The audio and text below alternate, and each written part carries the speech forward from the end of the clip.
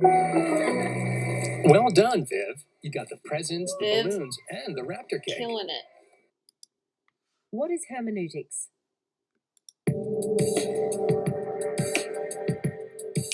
Interpretation, finding out what the meaning of something is an important activity of scholars in almost all the humanities. This is a big difference with the natural sciences. It's interesting because there's the meaning of material as it is sort of within the time frame, the context in which it is created. But then there's, especially in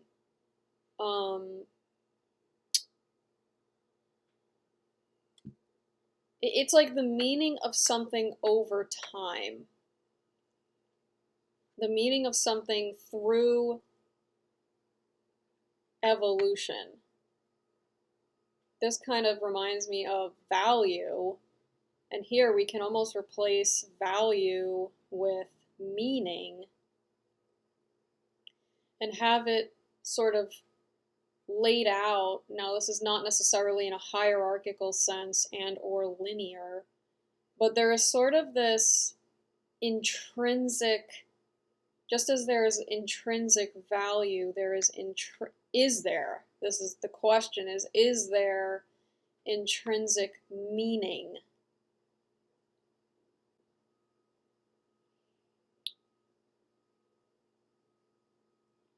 This goes to something that was mentioned in the last video, which I didn't record, but I can put the video here as reference. But there's this question in this perception of objective information. So taking numbers, for example, taking numerical data. Is there in that numerical data intrinsic meaning?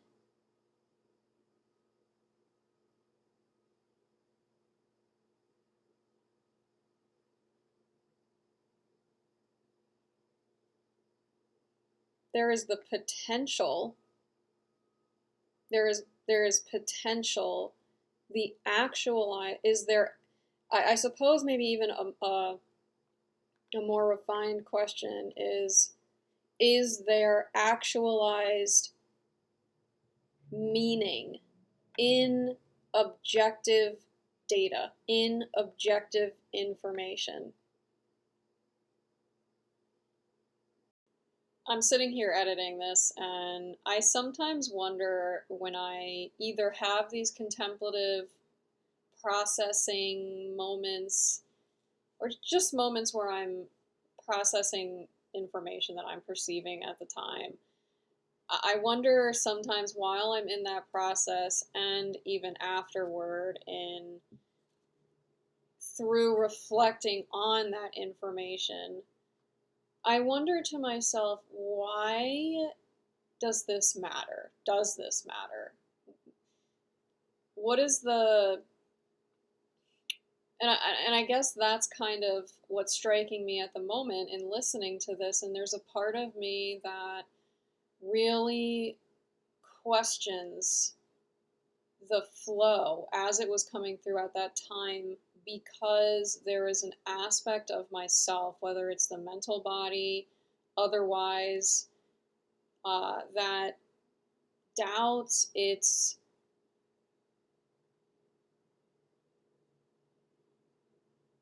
usefulness, doubts its utility, and I suppose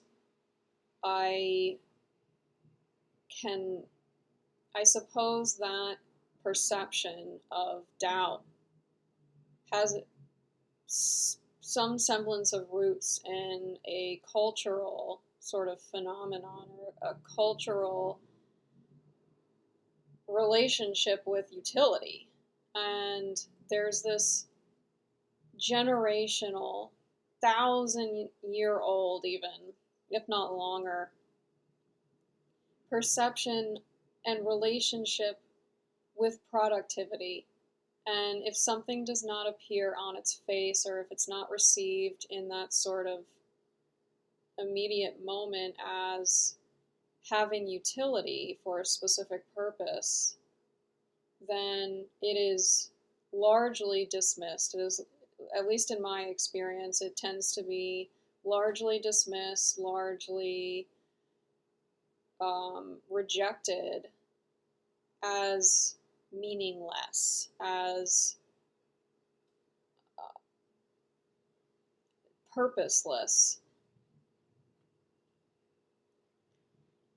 And I have noticed myself in questioning and doubting the information that comes through, that tendency to reject it, that tendency to question not only its veracity, but its utility. And so I, just in sitting here reflecting while I'm editing, want to just sort of tell myself, want to express to myself that it's okay if the information doesn't in this moment appear useful. It's okay. That doesn't necessarily mean that it's not. That doesn't necessarily mean that 10 weeks from now, 10 days from now, 10 minutes from now, that information could be recollected to build upon some other information that perhaps it fits with like a glove, that it fits with like a puzzle piece, and that the sum of those parts creates something greater than the whole. And so from the perception of the mental body, I can understand why it would be geared toward putting things in a box that it understands, putting things in a box that it can attach utility to for purposes of survival, perhaps. And that's okay. It's just that I also sort of see it as that maybe I don't know, that maybe the mental body doesn't know. And so how can I be more openly receptive to the possibility that it is not only useful and that it has utility, but actually now I'm thinking that it has this utility, that it has this value, or excuse me, that it has this utility that perhaps I'm not currently consciously aware of. So perhaps this has something to do with what I'm talking about here in terms of inherent aspects that perhaps there just isn't conscious awareness of. And does that make it inherent? I guess my question is, what makes something inherent? That it just exists because?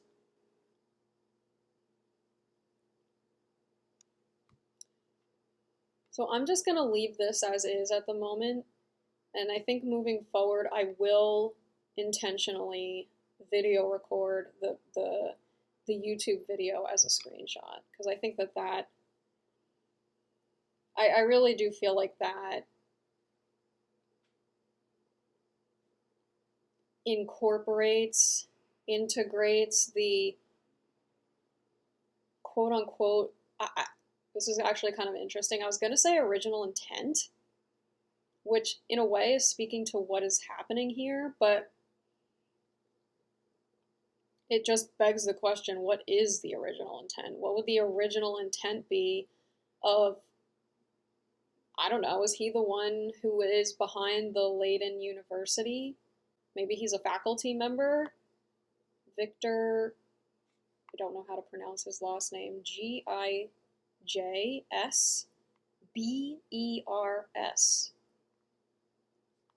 This actually begs the question of,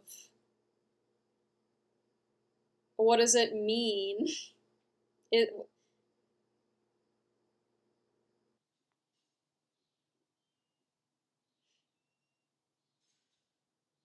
but it's still interesting, this question around the intrinsic meaning, because even with this process of information, there, I would almost say that, I mean, it's, you can't really separate, or I wouldn't intend to separate internal and external as though they are distinctly separate parts in an absolute sense. There is simultaneously this perception of two sort of distinct experiences in relationship to each other, simultaneously with this experience as a whole, two sides of a same coin with no separation. But setting that aside for a moment, if I were to just think of myself in somewhat of a vacuum, or even in that oneness, the embodiment of one experience, so to speak, in that, where you could say one informing itself through infinite experience of itself, there is intrinsic meaning, if there is meaning at all. If there is a perception of meaning at all, that perception is intrinsic. Why?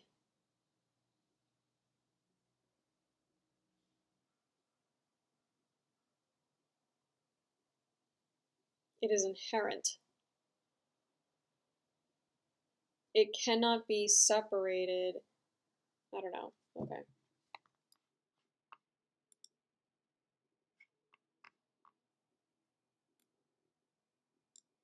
Or on the philosophical development of hermeneutics in the mid to late 20th century. In the 18th and 19th century, Friedrich...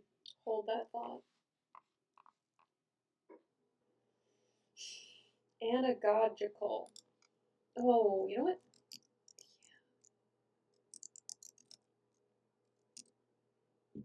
I wonder, I had looked up the word anagogical. Gosh. I looked up the word anagogic, anagog. I don't even know, several weeks ago, a couple weeks ago. Interpretation of a word, passage, or text that finds beyond the literal, allegorical, and moral senses a fourth and ultimate spiritual or mystical sense.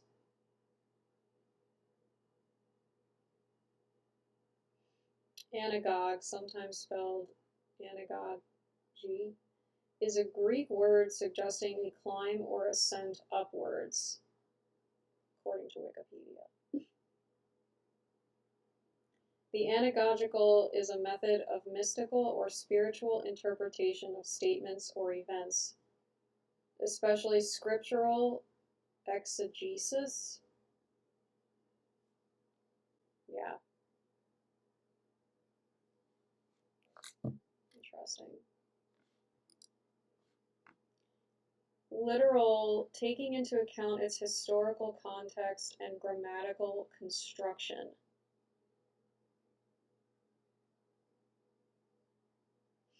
Allegorical interprets the text as having a second layer of meaning beyond the people, events, and things explicitly mentioned. This can include symbolic or metaphorical meanings.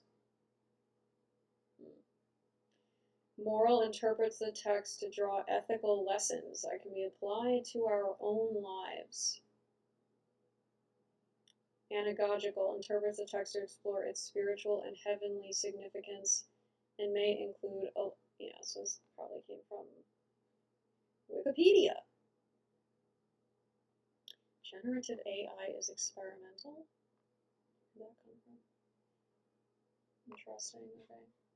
Schleiermacher was concerned with the way we can interpret text with some kind of method or approach to ensure a degree of accuracy or fidelity to the original text. Yeah, see, this is kind of interesting because in terms of being, I don't remember exactly the phrasing he just used, but something about being loyal and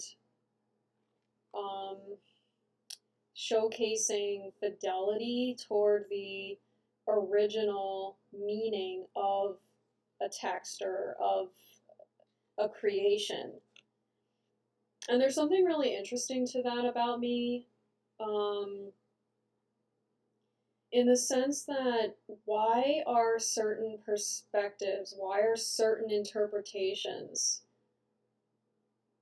treated with loyalty in a way that almost solidifies them and reveres them in a hierarchical sense, as though the original interpretation, the original perception is sort of crowned as this, as having more meaning or as having more value than subsequent, in a linear sense, subsequent perceptions, interpretations that have been catalyzed, so to speak, through that original perception in a way that is more fluid, that is more informative, as sort of a growing organism would be. I don't know, there's just this interesting question hovering around originality and whether originality even exists in the sort of absolutist sense that we tend to think of it. And if it does, if we were to just say, okay, for purposes of this reflection, yes, it does exist, even in that, why is it treated with a hierarchical reverence? You know, sort of in contrast to this sort of part, if you will, within a sum that is greater than its parts in a more holistic sense. So it's just kind of interesting to think about and dialogue around that sort of concept. And so the other aspect of philosophical hermeneutics that I'm going to talk about in the third concept of listening is to try and develop this prejudice into a virtue so it can make us open to encountering other experiences and other people. That's really actually an interesting, in the context of law and legal interpretation, I'm just thinking back to the article I read this morning on the recent Supreme Court decision about, I might get this acronym wrong, CMPF or something. It's the Consumer Finance Protection Bureau, perhaps CFPB. And they were quoting Justice Thomas advocating for a rather strict interpretation of the legal text, or just the text of the appropriations clause in the Constitution. And in that, in his interpretation, making reference to the framers' original intention in 1787, I believe. And so this is just bringing up an interesting question around what if there was acknowledgement of one's limitation in interpretive processing, so to speak, or just interpretation, and that perhaps that limitation being quote unquote inherent within the human experience, a question of knowing that or just acknowledging that and valuing that, to then ask, how can we open up to that which is unfamiliar in terms of interpretation, or what kind of interpretation would be unfamiliar in this experience? Still having that question rooted in the interpretations that there is familiarity around. So if I say, well, I'm familiar with the interpretation of the appropriations clause being X, then the question isn't necessarily that means that we have to rely on X. It perhaps can mean that acknowledgement of our familiarity with X is valid and perhaps just an initial inquiry, a further inquiry exploring what interpretation may be unfamiliar to us at the time that can be informed by interpretation X, or just something along those lines. But just opening the door to interpretations that are unfamiliar and yet still acknowledge the interpretations that have existed, so to speak, and may still exist in the current moment. But just having that exploratory, curious inquiry around interpretation, in contrast to this very strict adherence with no room for any semblance of expansion and mutability and flexibility and adaptation. How often do you find yourself in a situation where you have every intention and That's why it's interesting to me when I think about the judicial system, especially the federal system and the Supreme Court justices.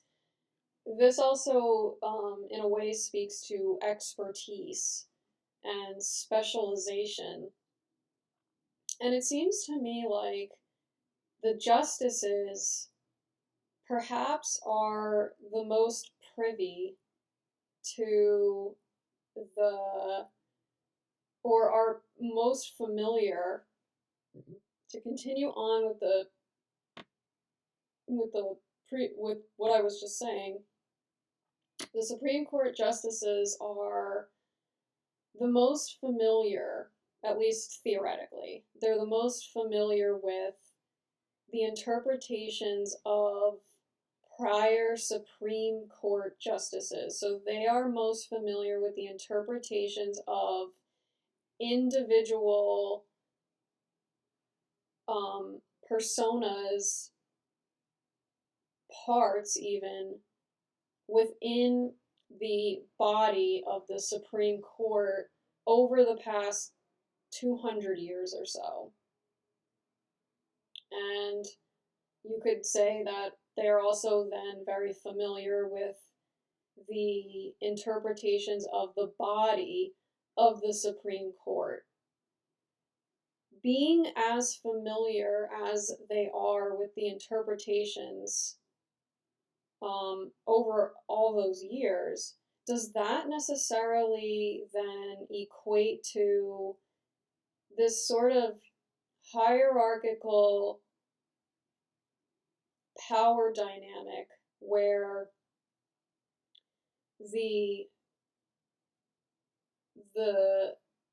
process of interpretation, the process of decision making, is for that body to have complete control over. And I know I say that, and there's influences from outside the Supreme Court.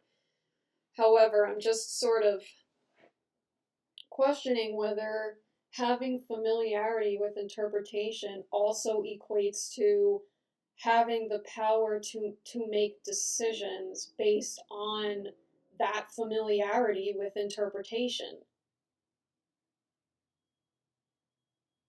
Does having familiarity about the body of the Supreme Court, does having familiarity with the interpretation of the body of the Supreme Court, does that necessarily equate to having final authority around decision making in a particular context where interpretation is included is inclusive? I'm not necessarily sure that it does. In this moment, and thinking about it that way, I don't know that I would feel confident saying yes, they are equated. If anything, this kind of reminds me of, I don't know if I'd necessarily say it's cliche, but there is this sentiment, I suppose, that the more you are familiar with something, the harder it is to think outside of its box, so to speak. And so it is actually not more valuable, but it is incredibly valuable and significant to have outside sort of, I don't know if I necessarily say lay in the way that we think about lay, but to have unfamiliar perceptions or perceptions of those who are very unfamiliar with the particular concepts, the particular subject matter, coming in and sharing those interpretations that are quote unquote alien. To have that more rather objective, so to speak, perception.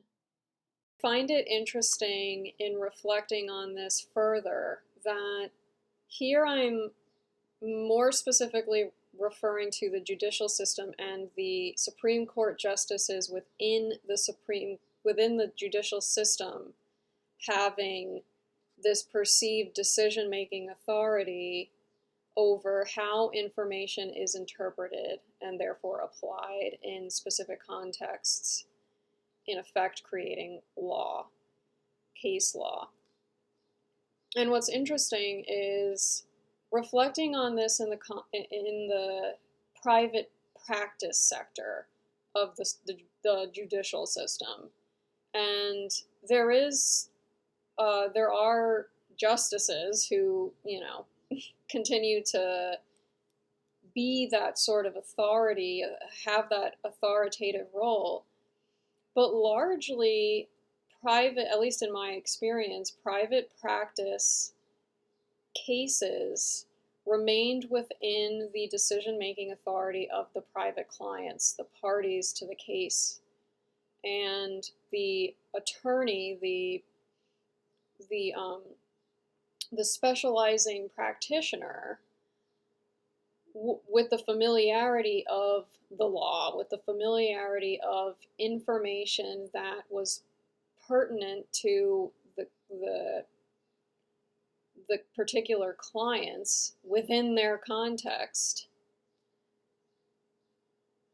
that decision-making authority, that interpretive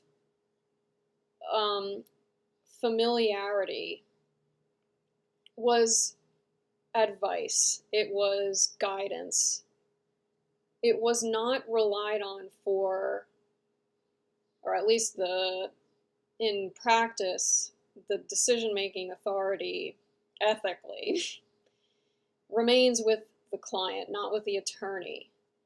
And so I just kind of find this really interesting sort of juxtaposition. Like I said, yes, there are still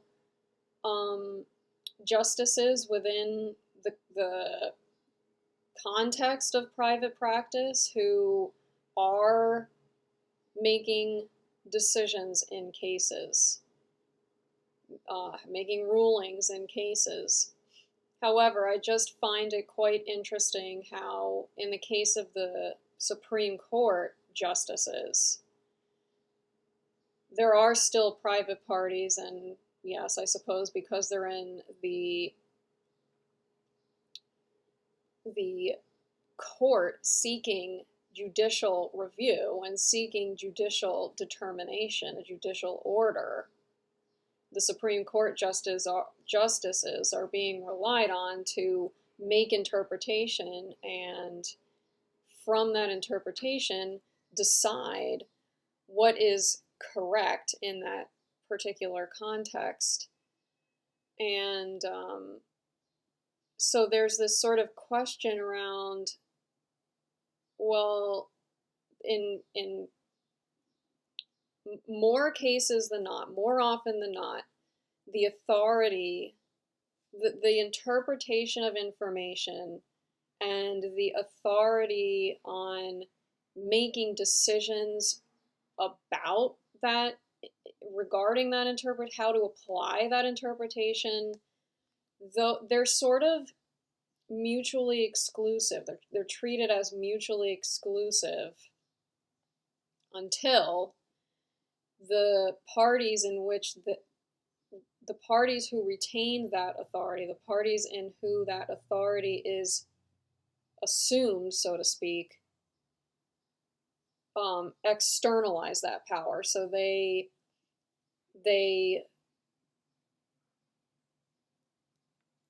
provide it to an external source, or they give it away to an external source to make that authoritative decision for them.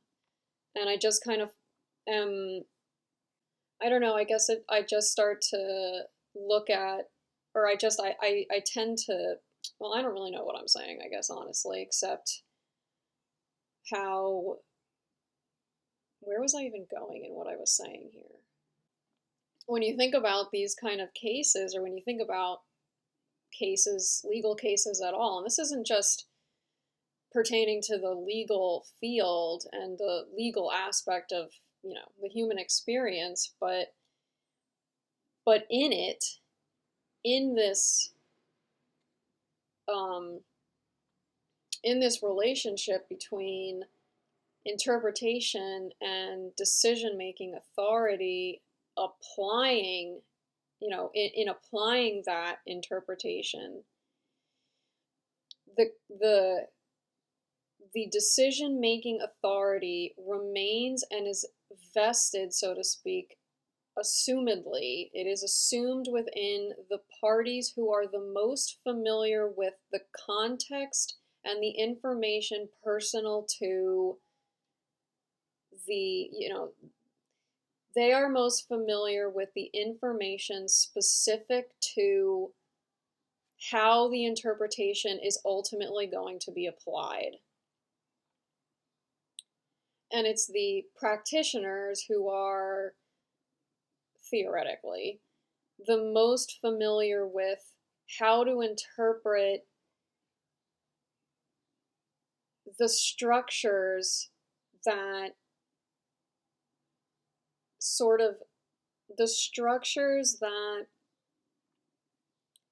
allow for the private context to even exist. I'm not really quite sure what I'm saying or where I'm going with this, but I'm just finding it interesting how there's like this bifurcation almost of familiarity, where there's this familiarity of the structures in place. There's familiarity with the interpretation of information that structures the context of private life. And then there's the familiarity with how the context of private life is being experienced. And it's in that familiarity, in that personal familiarity, that is vested the authority of decision making in terms of, or in regard to, how the interpretation of these structures is to be applied. And that is the case in the majority of situations, and that is the case, I don't know how else to put it, except that's sort of the baseline, that's the default sort of setting, that's the default sort of operating system. And it's only when the parties most familiar with the private context of life, how they, who have vested in them the authority to make decisions about how these structures are interpreted and applied, it's only when they give away that perhaps inherent power to an external source to make the decision for them. That's, I think, what I'm finding quite interesting, a little bit complicated, a little bit challenging to articulate, but very interesting.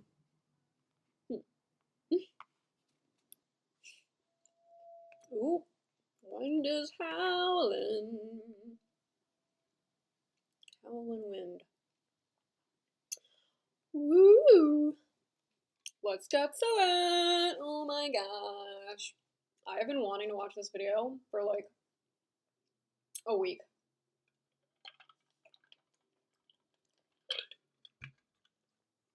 I had started watching it, got about a minute in, maybe like 5 minutes, and realized that there was so much coming through that I paused it.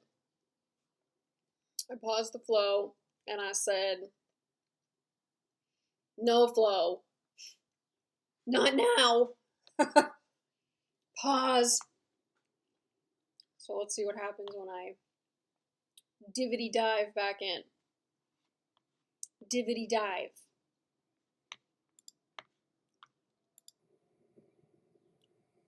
Our topic this evening is the book of Revelation, and we are beginning a series about what the Bible doesn't say, and we thought this would be a good place to start.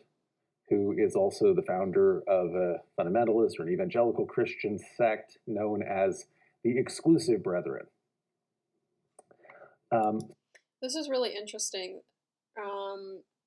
This kind of reminds me of several months ago, I was doing a lot of research into Troy, this city of Troy. I was doing research into the history of how the name of Troy came to be the established name. And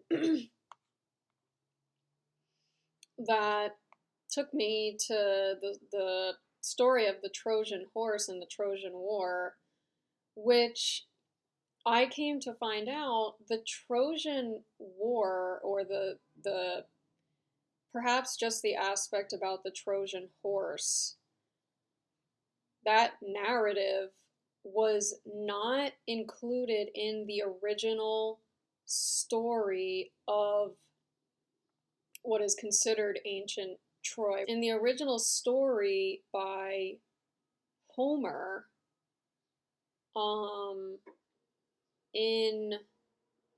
I have to remember because it's been several weeks since I went down that path. I don't want to look it up. I want to see if it'll come back to me. It wasn't the Aeneid, and I never can tell if I'm pronouncing that correctly. Aeneid? that was the book, I believe, that introduced the Trojan horse. I don't recall who wrote that at the moment, but it was written a couple hundred years, I believe, after Homer wrote in like the 700s BC, if I recall correctly. Oh gosh. The Iliad. And there was another one. But anyway, what he's describing about the apocalypse being sort of an invented story incorporated into biblical narrative. It's really interesting, the connection, or just the similarity with, let me look up who wrote that. Excuse me. Virgil. Right, by Virgil.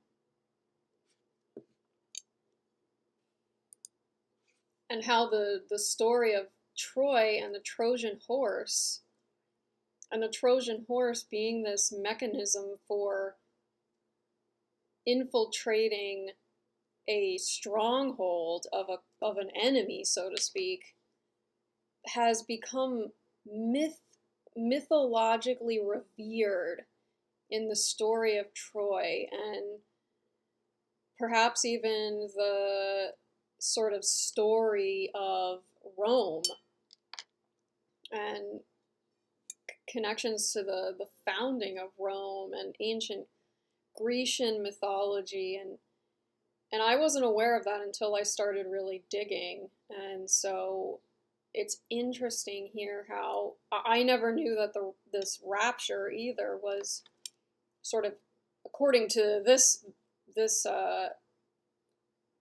video anyway, is invented, and that kind of invites another question, especially as it relates to interpretation, and where interpretation kind of veers into this landscape of fantasy, sort of this, what is considered fictional fantasy, or just what is considered fiction. Capricious, and where the corpse is, the vultures will gather. It's kind of interesting because the way that this passage is landing with me is that it's not two separate women, so to speak. It's not two separate people. It's sort of referring to the human aspect of self, the egoic sense of self,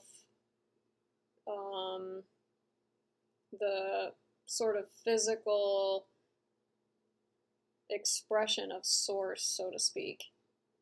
So that trying to seek out security outside of oneself, relying on the external from oneself for a sense of security, that tends to occur more when the egoic, sort of contracted sense of self seeks to control the sense of security out of fear of losing it, trying to maintain a sense of order, trying to escape a sense of fear.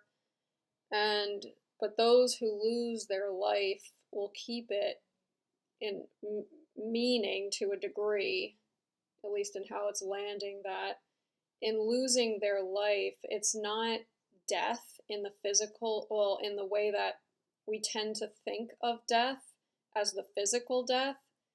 Losing their life is sort of transcending the egoic sense of self's need to control and desire or just tendency to seek outside of itself, relying outside of itself for a sense of security. So when that reliance, that dependence, that perceptual need to control is transcended, which doesn't necessarily mean it's eradicated. The transcendence is more that sense of self is integrated as there's just, in the transcendence, there is a gratitude for that sense of self, and it is revered as divine just the same. However, it is not controlling. It is not definitive in and of itself of what it is to be alive, what it is to experience this reality. So when you lose that life, in a sense of when that is let go of, when that sense of control, when that need to control, when that need for seeking outside of oneself is let go of, that is when a more holistic life that is more incorporative, that is more inclusive, that is, I'm not saying more in a hierarchical sense, it's just it feels more expanded, it feels in a way a bit more impersonal, although it incorporates and integrates the personal. But that's when that life is experienced as eternal. Life is experienced as infinite and omnipresent. And then the two in one bed and the two women, it to me sort of is speaking towards one body, two women being the sort of that egoic sense of self, that more contracted sense, and then the another aspect of the woman that is already that holistic, expanded, infinite, eternal presence. They're a grinding meal together. Transcending the egoic, contracted sense of self is a tremendous challenge, at least from what I have observed in others and what I have observed in myself, in even confronting that process, so to speak, as a possibility. That in itself can be a challenge. And so I don't say any of the expression, I don't express about the transcendence lightly. What I'm finding interesting in this particular segment, in reflecting on this particular segment, is as I was watching it, there was this thought coming through of, well, I don't know that the contracted sense of self, and I don't know that its tendency to reach out for a sense of security is all that it is and all that it does and all that it has the capacity for, so to speak.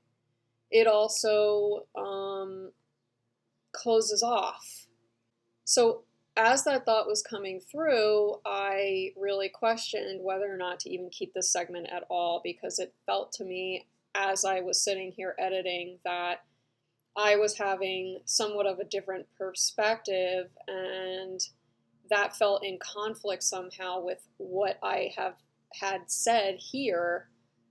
And as I continued to reflect on this prior to recording this, reflection, I started to, I followed that rabbit down the hole, as I am one to do, as I have fun doing. And I recalled there is a YouTube channel called Formscapes that really delves into the depths of the metaphysical, sort of energetic, structural underpinnings of quantum morphogenesis,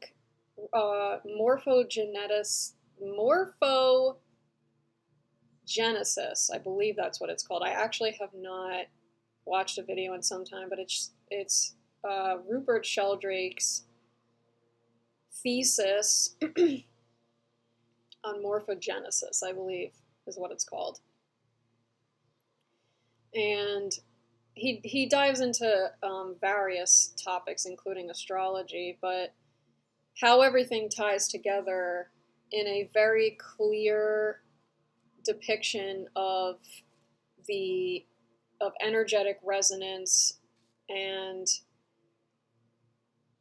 quantum entanglement in terms of consciousness and the sort of study of consciousness. It's remarkable and it's fascinating. And one takeaway for me has been the sort of the rather clear evidence, dare I say, that the egoic sense of self, as contracted, as very subjective, that perceives I, the me, the persona, the individual, and then the individual's relationship with all else as though it's separate, that perception has evolved over thousands and thousands and thousands of years and has not always been that way. And so I started really deeply reflecting, this is going back months, but really deeply reflecting on how much I take for granted about myself, how much I take for granted about how I relate to the world and the lifestyle that I live and the thought forms and just all that appears normal, so to speak, and how everything has really evolved. And so, or it has appeared to evolve, has been experienced as evolved. And so when thinking about the egoic sense of self as having evolved, not always having been that way, not always having been the experience, the question to me then becomes, how is the egoic sense of self, its relationship to the world, in the context of its the conscious awareness within it, so to speak, through the lens of it, how is that continuing to evolve? And so as I was reflecting on this segment and the particular scripture here cited, I realized that perhaps this is somewhat pointing toward that in speaking about this transcendence, that is perhaps pointing toward this evolutionary process continuing to unfold in how we relate to ourselves, how we relate to the world, how we relate to others, so to speak, and in a way that the egoic sense of self and that transcendent perception of eternal life and the transcendent experience of divinity and one's intimate connection with a sense of source that is profound. And having those senses of oneself as contracted and as expanded, as personal and as impersonal, sort of the merging, the intersection of these dualistic sort of perceptions, there is a really, it's fascinating to not only witness and observe, but experience. And so that, that just kind of hit me a little bit. It just, that landed in this moment as I was reflecting. And so I feel like that will continue to arise from time to time as a question mark. Just something to observe, something to notice. And so I'll be very interested to see and observe where we go from here. Thinking of them very literally as future events that are supposed to happen in history. This is also interesting because this is the sort of four biblical interpretive methods, so to speak, that were mentioned before, being literal, allegorical, moral, and anagogical.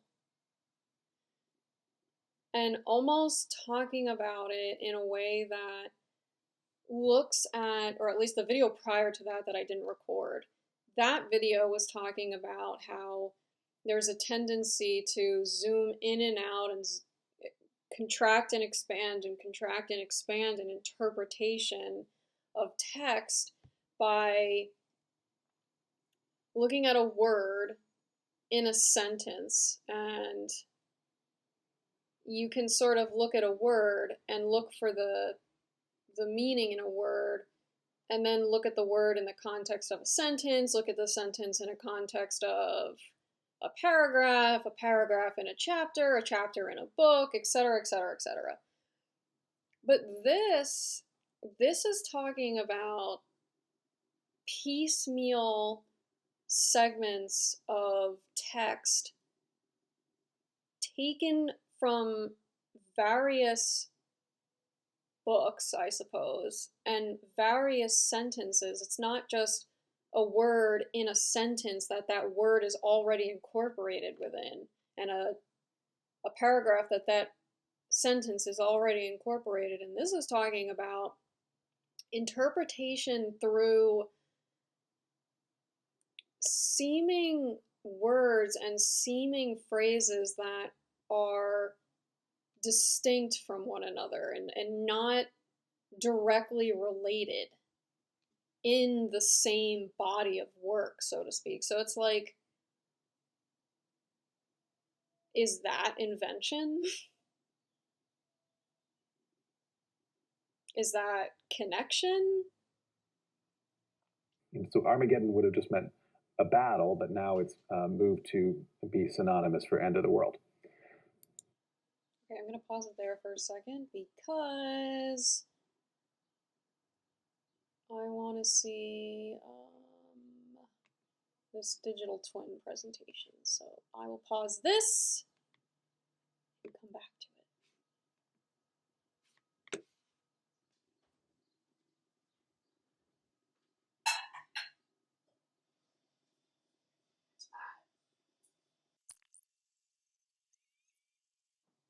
Oh, I am still recording. Look at that.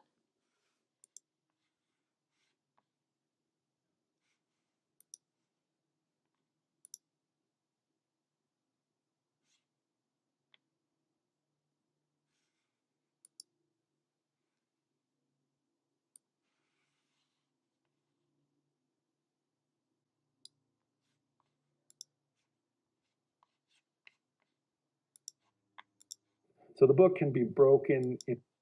I just want to comment that in the previous slide, the four biblical interpretive lenses. Literal, moral, that was it. So he had listed their meaningful, so there was literal, allegorical, spiritual, and meaningful is what he had. And it's interesting how meaningful is sort of, at least here, in the place of moral. Hey, yes. Let's do this. Let's do it. Let's do it.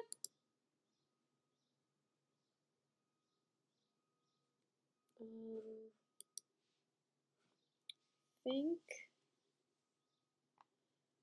Yeah, let's just.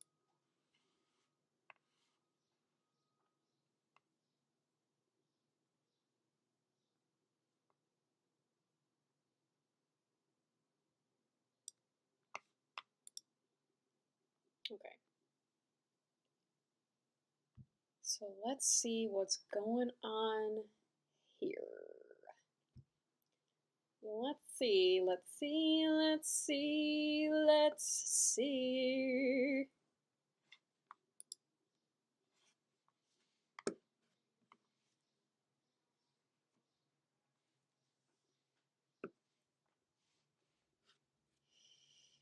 The reason this case struck me in particular is not so much because of the particular context, the substance of this case, but more so in the record article I read yesterday reporting on the ruling, specifically highlighted commentary in Justice Thomas's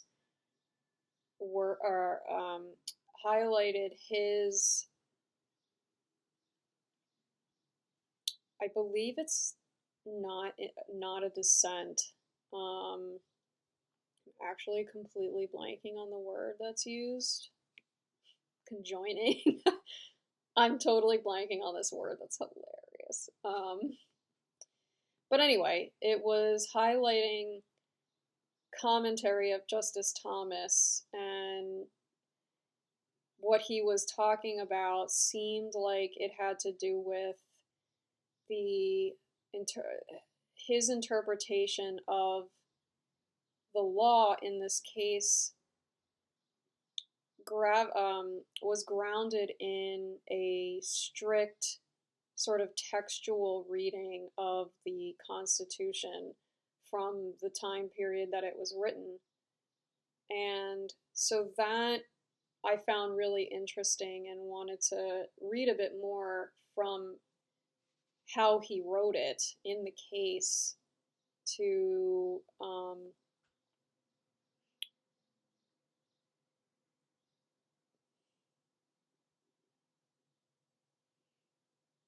just to dive a bit into constitutional interpretation and its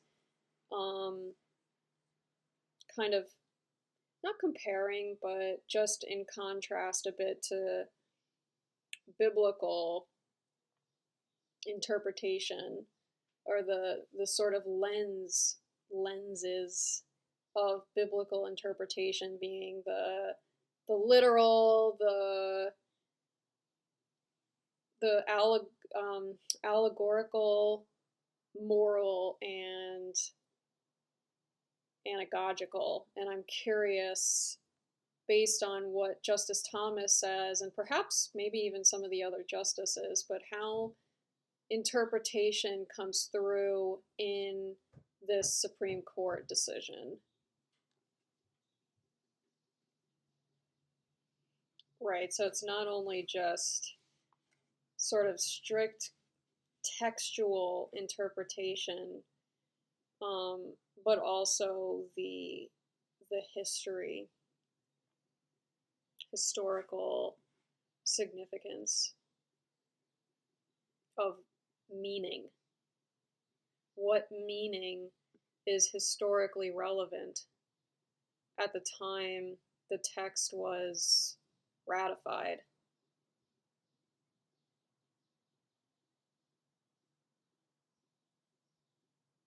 Which is kind of interesting because that historical interpretation sort of lends toward the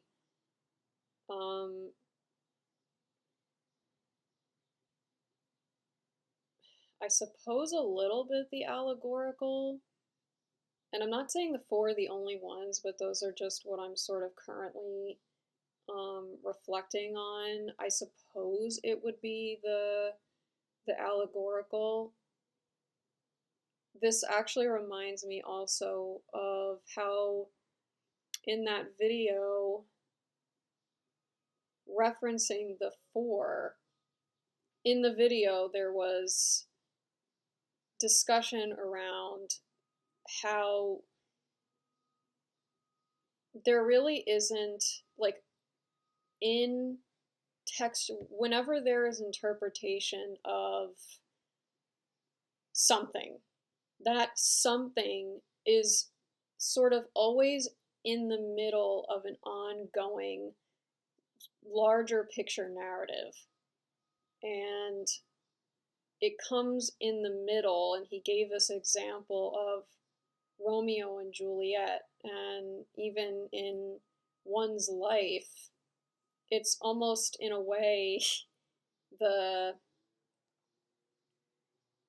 in the middle of a larger picture story. And that's for anyone, that's for anything, I suppose.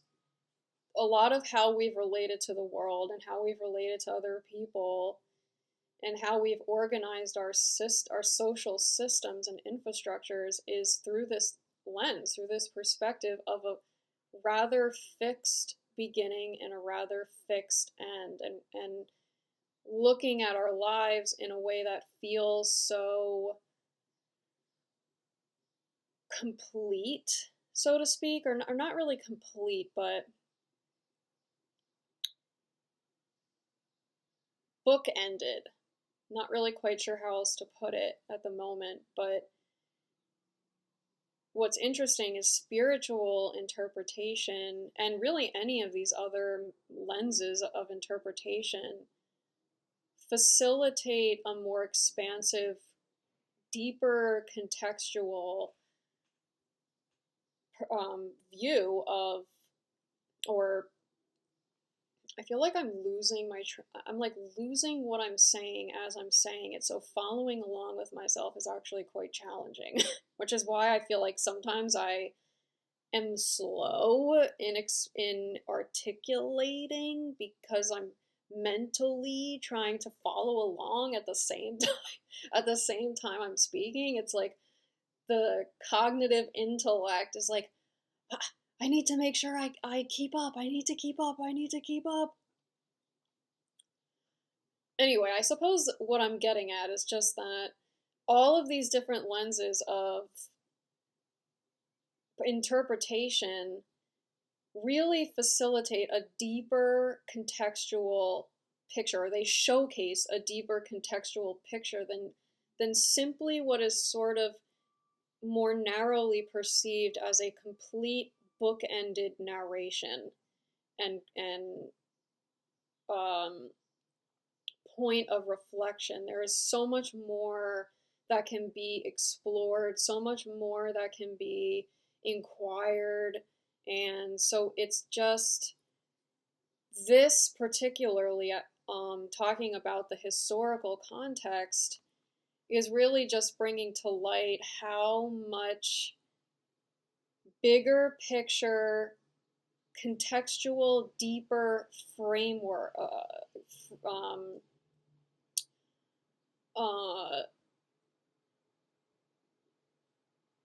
substance there is to what is giving rise to this particular analysis.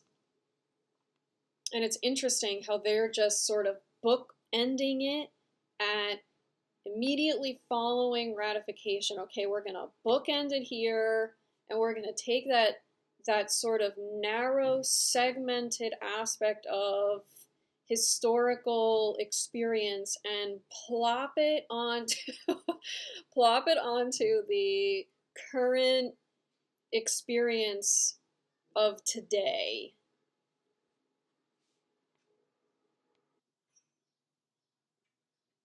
You know what? This is actually really interesting too, because I was just reading in a book about Bitcoin that I just started.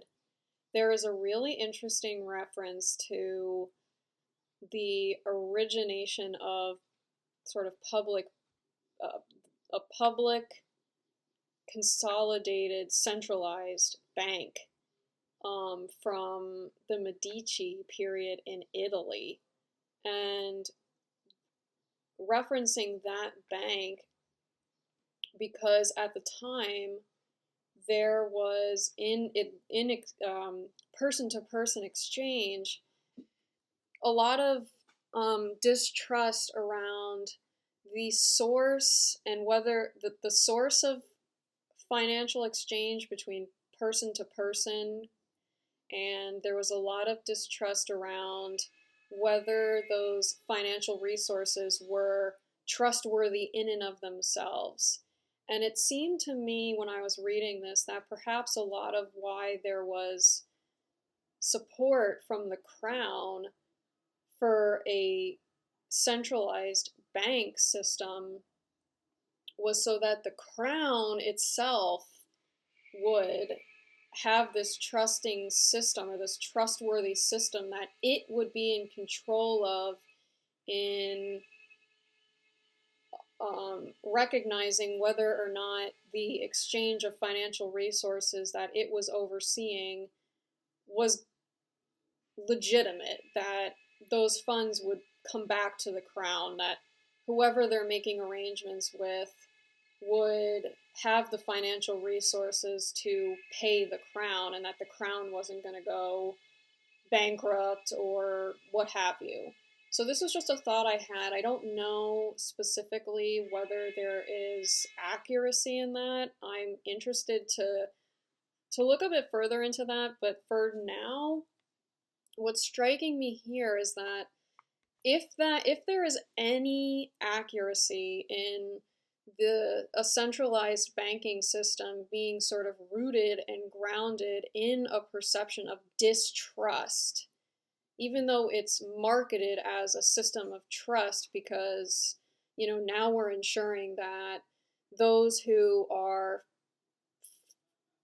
financially contracting with the state are able to pay, that the crown is able to collect from these arrangements. So it's being marketed sort of as a trustworthy pursuit to support trust, to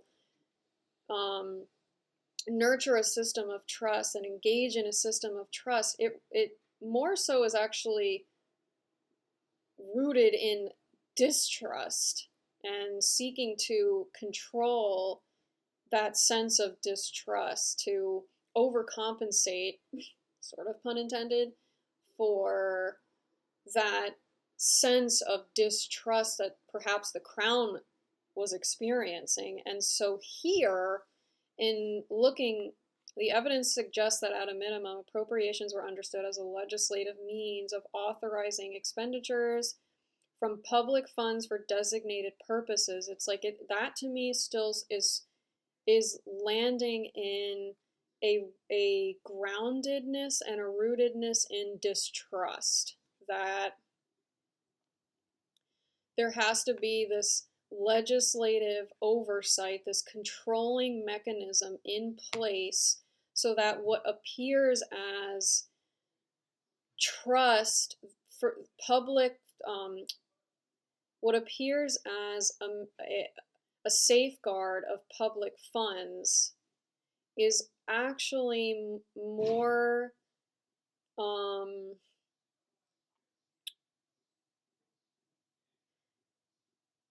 a control mechanism for the centralized power to designate the flow of how that money received through the public is expended, how it is directed.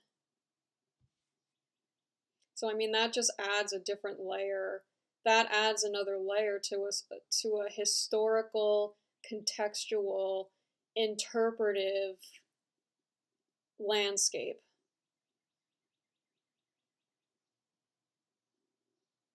Part of the bigger picture history narrative that this book-ended segment is part and parcel to in a holistic sense.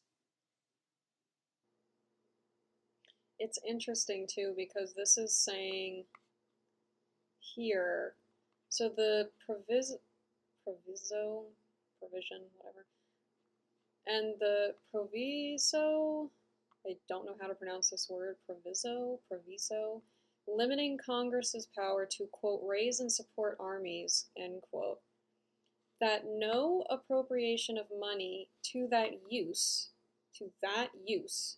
shall be for a longer term than 2 years.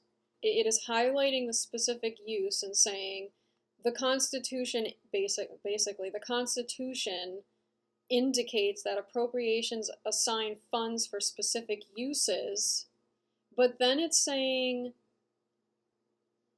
that the Constitution does not explicitly limit the duration of appropriations for other purposes. So it's basically saying there has to be specific uses, even though this one only references raising armies. And it doesn't specifically limit the duration of appropriations for other purposes. So it just kind of seems like it's picking and choosing a segment of that quote, the specific purposes, and saying there always has to be a specific purpose, but also at the same time saying, but that doesn't explicitly limit the duration for other purposes.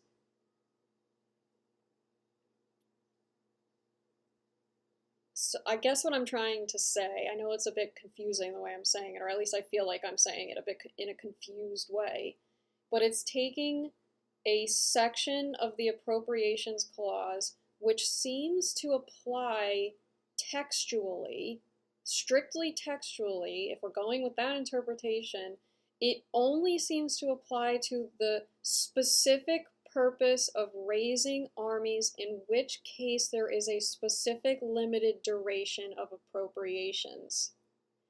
But they seem to be taking that and stretching the, quote, meaning of that segment, that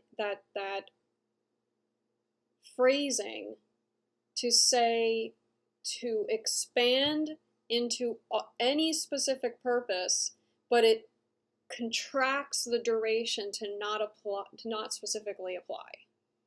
So it's not specifically applying to limit the duration. However, it is specifically applying to expand specific purposes. So we're expanding specific purposes for the appropriations clause, but we're contracting its application to any kind of duration, is how this is kind of landing with me at the time. Yeah, well, I mean, this kind of makes sense too. The first Congress's practice confirms this understanding as appropriations that supplied funding to the Customs Service and the Post Office were not time limited. At that time, and this is something I also came to recently understand, is that the Post Office at that time period was a very revered area of governance, or just like a practice area.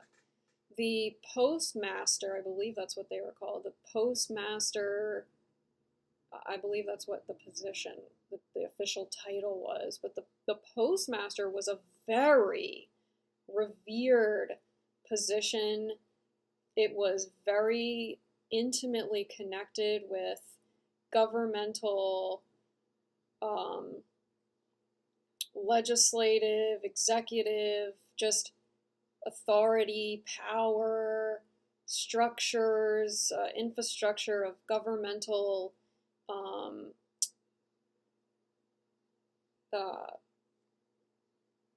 influence. Okay, so he delivered the opinion. It's kind of interesting because this is talking about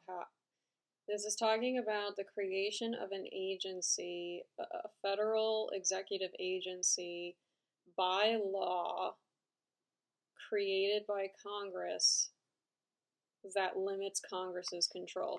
So Congress limited its own control. Just in the substance of the interpretation, not necessarily the lens of it, but the substance of how it's being how Treasury here is being interpreted, is inclusive of surplus funds in the Federal Reserve System would otherwise be deposited into the general fund of the Treasury. Whatever the scope of the term Treasury in the Appropriations Clause, money otherwise destined for the general fund of the Treasury qualifies. I just find that interesting to sort of include in interpreting a concept, quote unquote, or an entity, that they are including that which is destined to be incorporated into that entity. Just find that usage of language interesting. Just kind of it's just kind of making me think about the diversion of flow again. And I was thinking before I started reading this about how in the sort of well, at least to the conscious cognitive awareness here, that the sort of deepest aspect, or perhaps most expansive aspect of flow, the perception of flow, being that kind of synonymous or analogous to rivers, and how I believe there's a phrase around how all rivers, well, it just reminds me of when you consume food, and I jokingly often will say, well, it's all going to the same place. And when I was thinking about this before, I thought about that phrase too, and I sort of was like, well, in a way, in a certain dimensional aspect, in regards to flow, could that same phrase be used to say, well, everything ends up in the same place? And when I started thinking about it that way, it's sort of, there was this realization that, well, maybe there really is not diversion. Maybe diversion doesn't really exist in a certain dimensional aspect of flow, because if everything, everything's going to the same place, then what really is diversion? It's not diverting the flow per se. Perhaps it's more just getting there a different way, pivoting in direction, but ultimately sort of destined for this moving in the same direction. Or it's not that the direction per se is diverted, it's not that the motion of the flow, the purpose, so to speak, of the flow is diverted. That perhaps has a consistency, a constancy to it that is rather unchanging, and way beyond how the human sort of egoic sense of self relates with the world and relates with itself and others. However, that doesn't necessarily mean that there isn't consistency and constancy in the direction of the flow and sort of its potential purpose. That everything and nothing, but everything is destined to move toward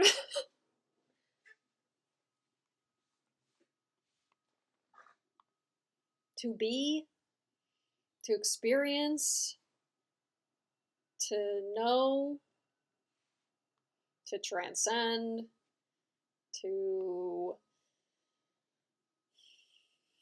become aware of, to let go of. Appropriation here just seems synonymous with direction. These ordinary revenues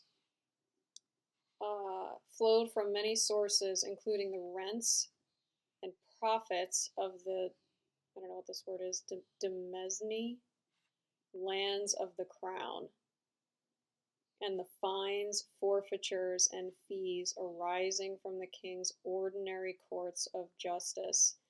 So it really, I mean, that just kind of, I can see there being, and I'm not exactly sure how similar the structures of England at the time were of Italy.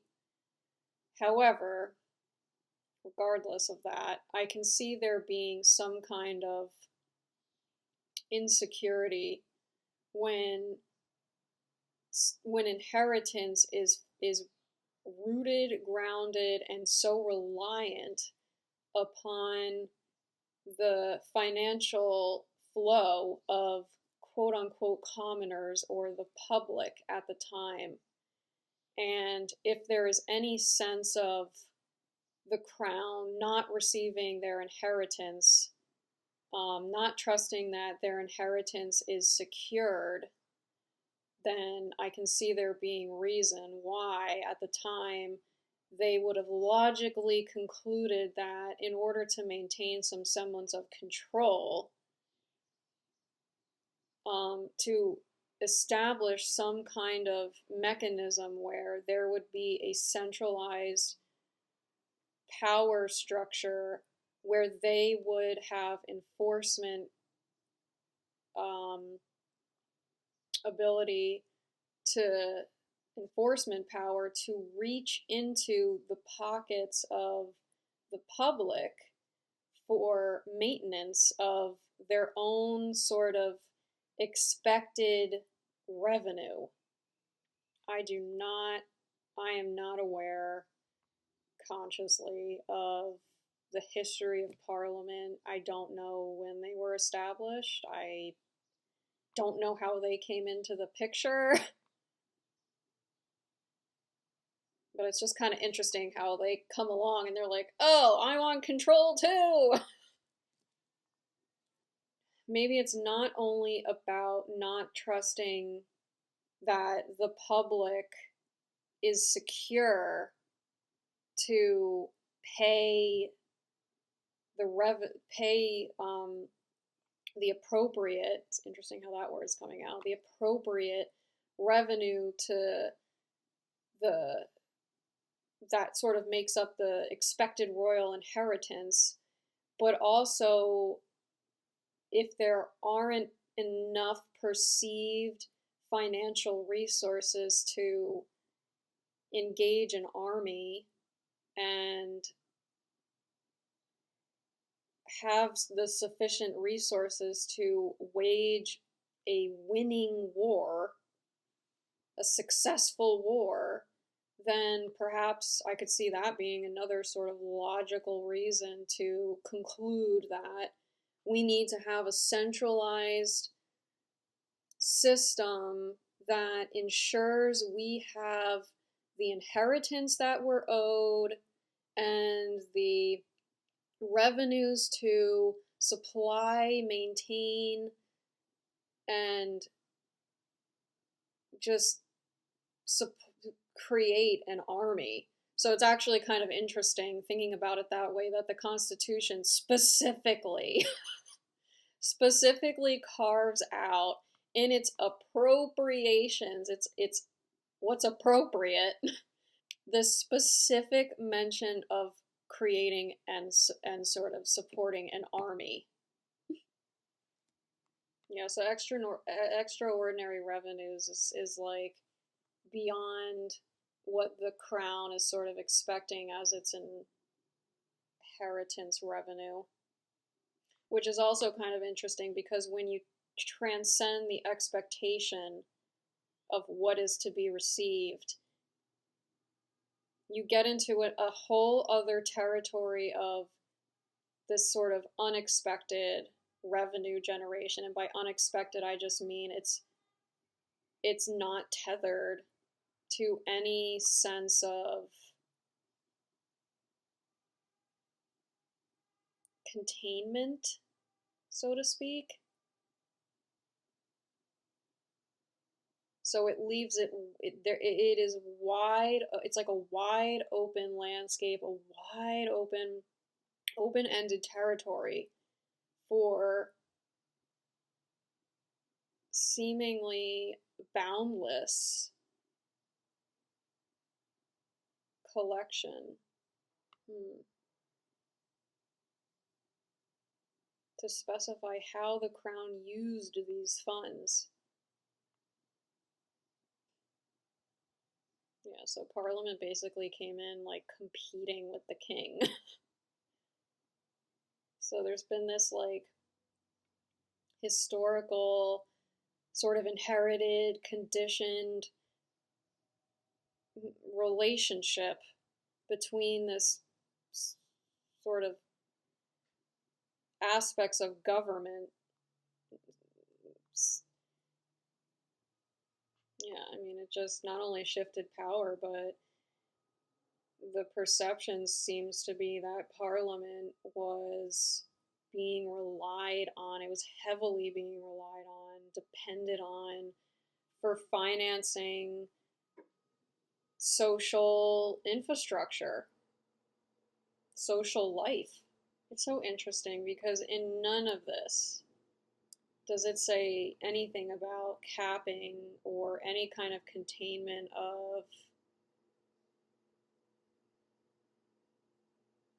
what revenues could be collected. Just that sort of open-ended landscape of funds available for governmental authority and control and ownership. It's just business. It's all just business. Right, so you have these like open-ended collection from the public and then this open-ended appropriations. I don't recall at the moment if in statutes pertaining to taxes, I don't recall. I mean, it's very possible that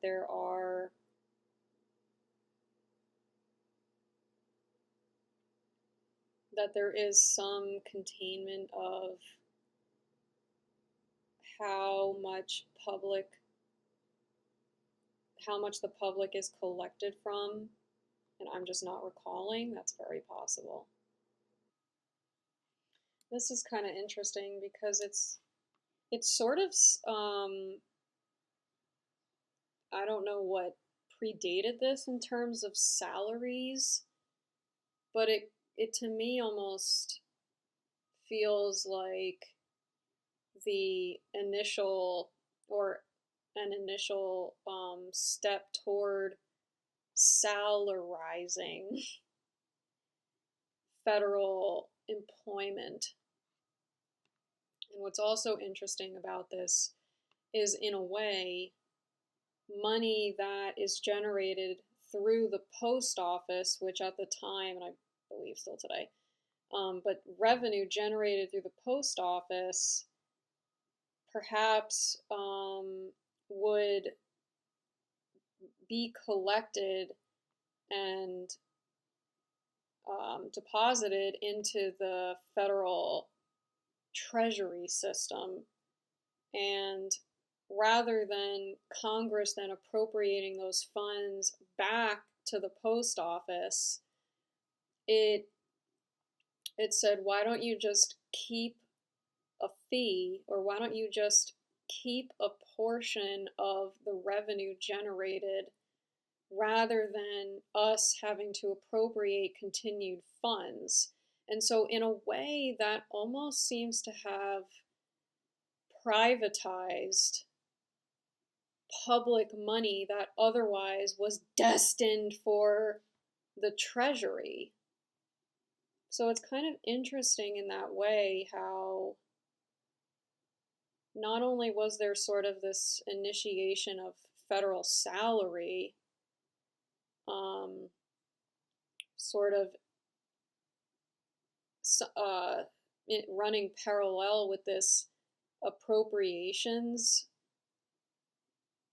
authority of Congress, but there also was this privatization of public funds that otherwise would have been included within Treasury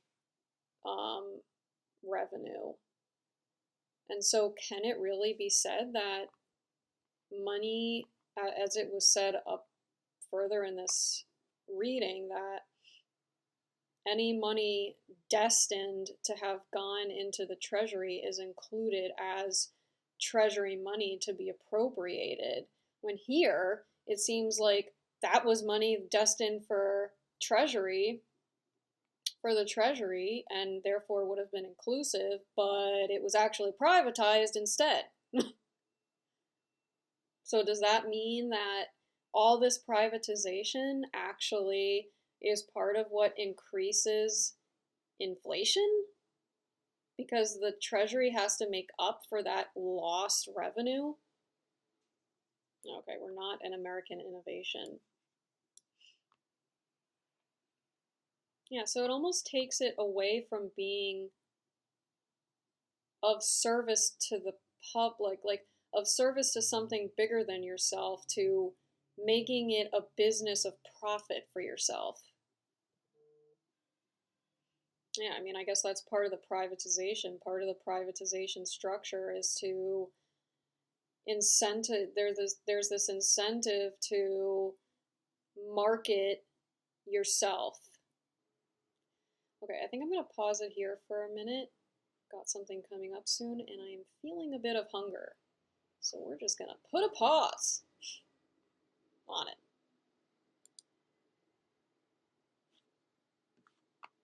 Back at it. Back at it.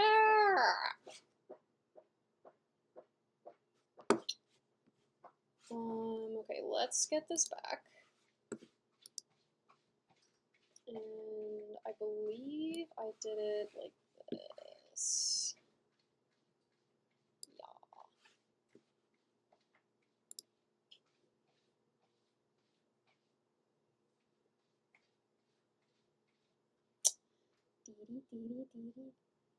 Oh. There he goes. Oh. Countess? Do you feel accomplished? All right. Let's get back into it.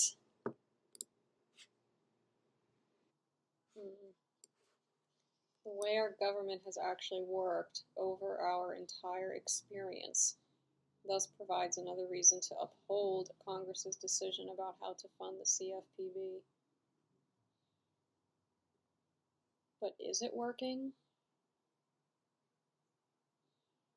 What happens when there's a shift in how workable something feels, even if there isn't a cognitive understanding of why something may not feel like it's working anymore, and there's not a cognitive explanation?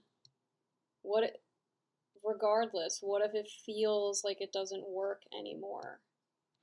Then what place does precedent have? What place does our entire experience have? I'm not saying that it becomes irrelevant. I'm not saying that it becomes unimportant, insignificant, meaningless. Perhaps it shifts into a different way of being informative. And perhaps there are different questions that we could be asking. Yeah, see, I think that there's a different question here. I think the cord almost became handstringed,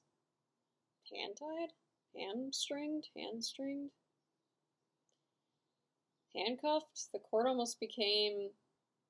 is almost handcuffed here to rule the constitutionality because of such a generalized structure.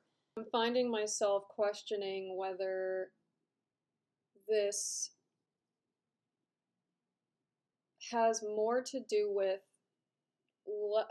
has less to do with a generalized structure or the structure at all, and more perhaps to do with the interpretation of that structure. And using this specific case as an example, interpreting a very generalized simplistic structure, that umbrella phrase within the appropriations clause, interpreting that clause, that structure, very literally and contextually as very segmented. So segmenting a portion of history, bookending a segmented aspect of history, and utilizing that segment predominantly, prioritizing that segment simultaneously with reading the text very literally, sort of as to paint a picture of how to apply that structure to a specific scenario, a specific context today. And so that there's a bigger question there, how these different lenses of seeing interpretation can be utilized to feel into the application in any given context. And I know that's easier said than done. However, there's something in claiming this act to be constitutional that leaves an unsatisfied feeling. It feels very unsatisfying. And it's not just about claiming the congressional act as constitutional. There's something else that feels like it's going on here, and there's a bigger question, there's a bigger invitation around how interpretation is conducted, so to speak, and the lenses through which we can interpret. So, yeah. Well, it's kind of interesting, actually, because, I mean, according to the way I'm reading this, may or may not be accurate fully, but no money shall be drawn from the treasury, but in consequence of appropriations made by law. So this is only referring really to, like, the question around what is an appropriation and what is not an appropriation. Really only comes into question when there is the potential of money being drawn from the treasury. And according to what the dissent is saying, or how I'm reading it, is not only that this is a lot about how the money funding this particular executive agency is, it says, under that scheme, okay, so the CFPB was given an unprecedented way of obtaining funds that was expressly designed to make it totally independent of the congressional appropriations process. Under that scheme, the CFPB is not funded by appropriations enacted by Congress. Instead, each year the CFPB tells the Board of Governors how much money, total operating, the Board of Governors must, okay. These earnings come from the Federal Reserve Banks, which are federally chartered corporations that are not departments of the government. The Federal Reserve Bank's earnings represent interest on and gains derived from the purchase and sale of securities, blah, blah, blah, blah, blah, blah. In addition, the CFPB, unlike most agencies, does not have to return any unspent funds to the Treasury. So the dissent, I mean, according to this, it seems like the dissent is almost saying this isn't even an appropriations question. The funding structure is unconstitutional. Beyond the appropriations clause, I suppose. Like, it's not just about the appropriations clause, it's how the, you know, separate branches are interfering with each other. Yeah, see, I don't know that it, I mean, according to what I just read, I don't know that it necessarily violates the appropriations clause. I mean, it seems like what they're saying is it's not even public money, per se, that it's private. An executive agency predominantly funded by private corporations. And I suppose Congress sanctioning that. Interesting. Now I'm like really confused. Is the Treasury the same thing as Federal Reserve? I guess my question is, how does the Federal Reserve System relate to the Treasury?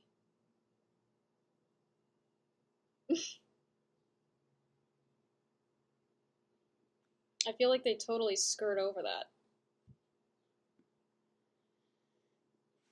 I'm gonna look it up. They're separate entities. The Treasury manages all of the money coming into the government and paid out by it. The Federal Reserve's primary responsibility is to keep the economy stable by managing the supply of money in circulation. The Federal Reserve Board is accountable to the U.S. Congress, not the President. A lot of this just seems to invite exploration into how to trust expenditures, how to trust monetary flow in a particular direction, or something along the lines of, like, it seems to me like there is more contention around, yes, we could say there is conflict around the interpretation of appropriation, but on a different, in a different way, there's also this question around, okay, what is it that really feels off here? I don't really think it falls on, it doesn't feel to me like the question really falls on how to interpret appropriations. That's not saying that's not important, that there isn't value in that dialogue. And I understand why it's being interpreted here in this setting. However, why is there such distrust around, and not even just distrust in the flow of those resources, but what is it that was contended that gave rise to this particular case? What was it about that flow that had enough implication that someone brought a constitutional claim about it that reached the Supreme Court? I don't know, there just seemed to be other deeper invitations here for inquiry, specifically around the framework of governance, the relationship we have to governance, the relationship we have to economic, financial flow, and quote-unquote authority around that flow. And it's more than just constitutional interpretation of appropriations.